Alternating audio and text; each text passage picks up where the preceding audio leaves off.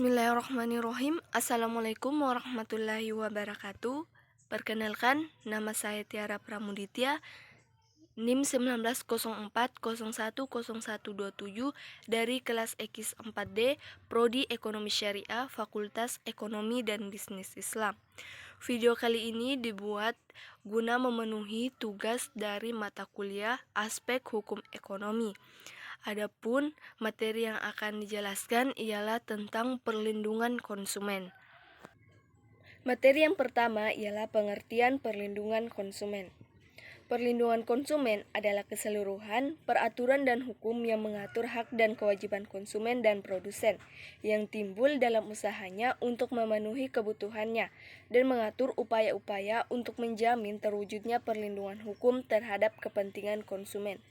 Hal ini dapat bersifat dalam segala transaksi jual-beli, baik secara langsung maupun tidak secara langsung.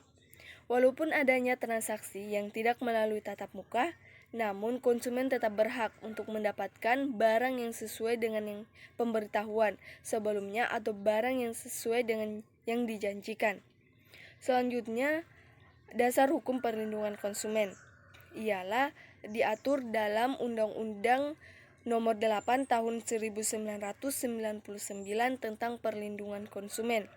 Undang-undang ini merupakan landasan hukum yang kuat bagi pemerintah serta lembaga swadaya masyarakat yang peduli akan konsumen Indonesia untuk melakukan upaya pemberdayaan konsumen melalui pembinaan dan pendidikan konsumen secara merata.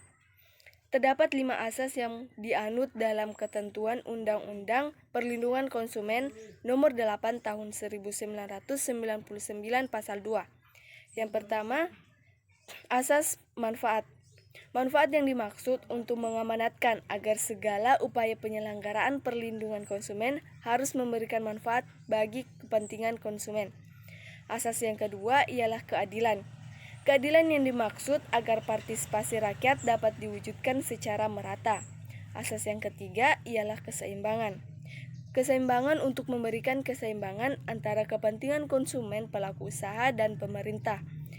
Asas selanjutnya ialah keamanan. Keamanan yang dimaksud untuk memberikan jaminan atas keamanan dan keselamatan kepada konsumen dalam penggunaan dan pemanfaatan suatu barang. Asas yang terakhir ialah kepastian hukum. Kepastian hukum yang dimaksud agar pelaku usaha maupun konsumen dapat menaati hukum dan memperoleh keadilan dalam penyelenggaraan perlindungan konsumen, serta kepastian hukum. Perlindungan ini mencakup proteksi agar konsumen tidak memperoleh barang atau jasa yang tidak sesuai dengan kesepakatan atau melanggar ketentuan undang-undang, serta perlindungan terhadap syarat-syarat yang tidak adil bagi pembeli. Selanjutnya, hak dan kewajiban konsumen diatur dalam pasal 4 dan 5 Undang-Undang Nomor 8 Tahun 1999. Hak konsumen yang pertama ialah hak atas kenyamanan, keamanan, dan keselamatan dalam mengkonsumsi barang atau jasa. Yang kedua, hak untuk memilih barang atau jasa serta mendapatkan barang atau jasa tersebut sesuai dengan nilai tukar dan kondisi serta jaminan yang dijanjikan. Hak yang selanjutnya ialah hak atas informasi yang benar, jelas, dan jujur mengenai kondisi dan jaminan barang atau jasa tersebut. Yang selanjutnya, hak untuk didengar pendapat dan keluhannya atas barang atau jasa yang digunakan. Selanjutnya, yang kelima, hak untuk mendapatkan advokasi, perlindungan, dan upaya penyelesaian sengketa perlindungan konsumen secara patut.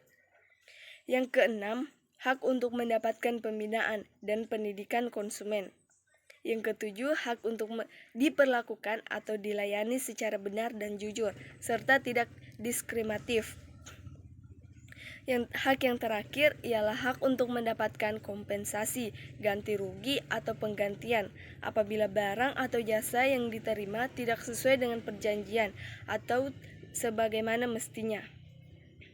Adapun kewajiban dari konsumen ialah membaca atau mengikuti petunjuk informasi dan prosedur pemakaian atau pemanfaatan barang atau jasa demi keamanan dan keselamatan.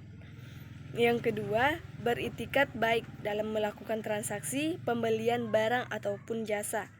Yang ketiga, konsumen wajib membayar sesuai dengan nilai tukar yang disepakati.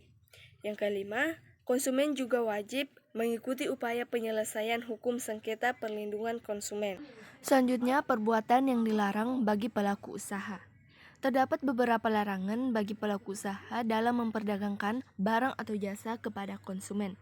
Yang pertama, pelaku usaha dilarang memproduksi atau memperdagangkan barang atau jasa yang tidak memenuhi atau tidak sesuai dengan standar yang disyaratkan dalam ketentuan peraturan perundang-undangan. Yang kedua, tidak mengikuti ketentuan berproduksi secara halal, sebagaimana pernyataan halal yang dicantumkan pada label. Yang ketiga, tidak memasang label atau membuat penjelasan barang yang memuat nama barang, ukuran, berat atau isi bersih atau neto, komposisi, ukuran pakai, tanggal pembuatan, akibat samping, nama dan alamat pelaku usaha, serta keterangan lain untuk penggunaan yang menurut ketentuan harus dipasang atau dibuat.